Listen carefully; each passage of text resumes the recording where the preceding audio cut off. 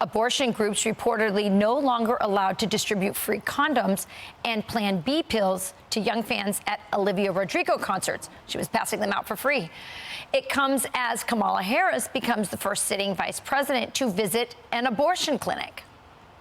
We are facing a very serious health crisis. In states around our country, extremists have proposed and passed laws that have denied women access to reproductive health care.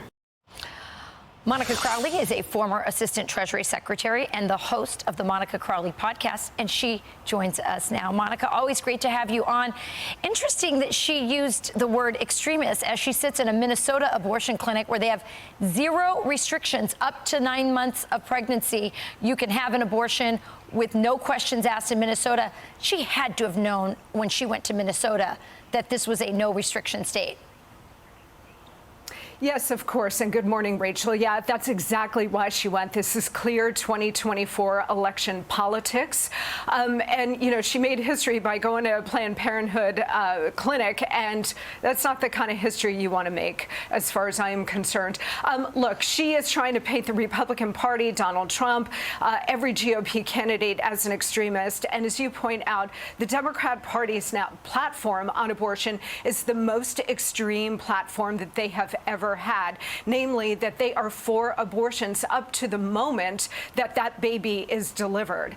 So she is trying to turn this around and fearmonger American women over the issue of abortion because, frankly, Rachel, they cannot run on anything else. Yeah. They can't run on the economy because their out-of-control spending and oppressive economic policies have delivered sky-high persistent inflation and sky-high gas prices that are crushing the middle class, the working class, and the poor. They can't run on the safety and security of the American people, given the wide-open border and the tsunami of illegal immigrants and all of the issues that that brings, including crime and drugs and the drain on all of our resources. And they can't run on global peace and stability because now we've got 2 hot wars on their watch and instability around the world. So the only issue that they have on which to run is abortion. Yeah, no, it's clear they are tripling down. And I think the only way they can actually win on this is if Republicans say nothing. I mean, if they allow that to be the narrative, that they're the extremists instead of these up to 9 months of pregnancy, Democrats. So what's your message to members, let's say members of Congress who are listening to this? How do they respond? What should they do? Well, you know, Rachel, when you look at poll after poll, it shows abortion is way down the issue list of priorities for the American people going into this election.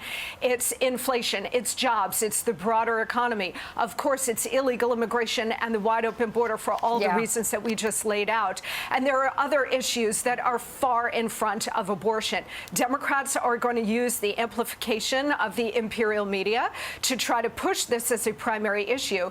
But my recommendation to Republican candidates, including President Trump, is to talk about the issue when they are forced to talk about it in the context of being pro-baby, pro-woman, and pro-family.